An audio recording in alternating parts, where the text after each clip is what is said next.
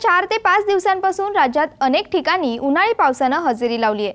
वादळी पावसामुळे अनेक ठिकाणी झाडं आणि घरांची पडझडही झाली आहे। येत्या आठवड्यात राज्यातलं हवामान कसं राहील याविषयी आपण अधिक माहिती जाणून घेऊया डॉक्टर रामचंद्र साबळे यांच्याकडून। सर, तुमचं स्वागत आहे ॲग्रोवन मध्ये।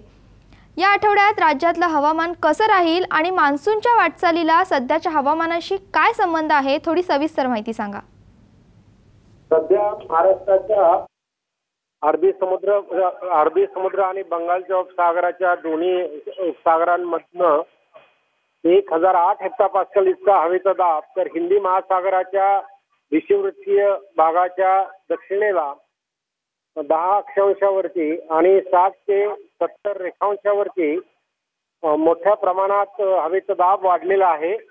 आणि त्याच्या विरुद्ध म्हणजे मध्य महाराष्ट्रावर 1006 इतका हवेचा दाब कमी झालेला आहे आणि संपूर्ण विदर्भ आणि मराठवाडा याच्यावरती हवेचा दाब बराच कमी आहे।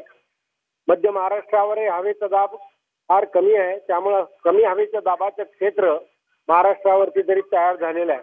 त्याचप्रमाणे उत्तरेला जर आपण पाहिलं तर उत्तर हिंदू भारतामध्ये साधारणपणे हिमालयाच्या पायथ्याशी आणि दिल्ली आणि काश्मीर, त्याचप्रमाणे हिमाचल प्रदेश, त्याचप्रमाणे उत्तरेकडील राज्य याच्यामध्ये हवेचा दाब कमी झालेला आहे। तो 1004 हेक्टोपास्कल इतका कमी आहे आणि काही भागावरती काश्मीरच्या पायथ्याला तर 1002 हेक्टोपास्कल इतका कमी आहे।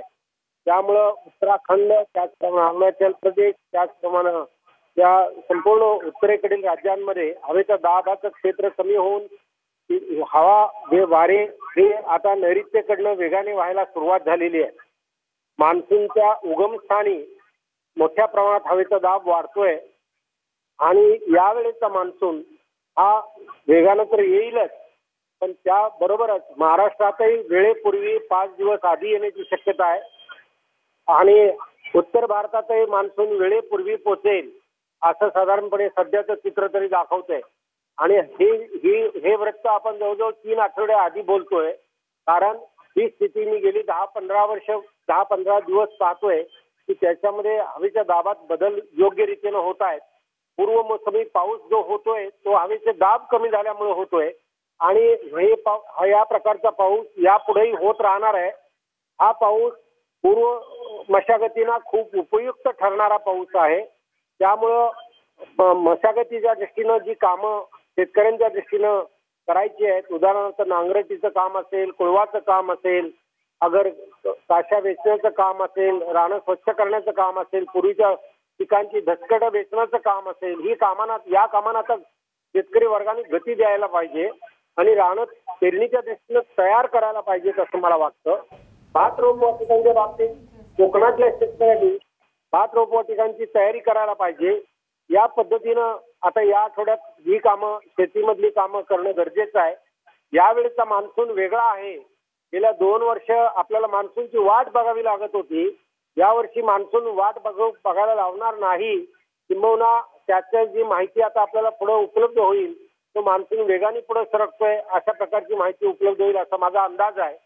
आणि या सर्व परिस्थितीला हवामान घटक हे प्रामुख्याने कारणीभूत आहेत। त्यातला हवेचा दाब हा मुख्य घटक जास्त कारणीभूत आहे आणि हवेच्या दाबाचा जो रस्ता तयार व्हावा लागतो त्याला विंड पाथ म्हणतो आपण। मान्सूनचा विंड पाथ हा ठरलेला असतो, तो आता व्यवस्थित सेट होतोय। नैऋत्यकडनं वारे महाराष्ट्राच्या भागामधनं देखील आज प्रवेश करतायत आणि भारतामध्ये देखील वारे वेगाने वाहतील।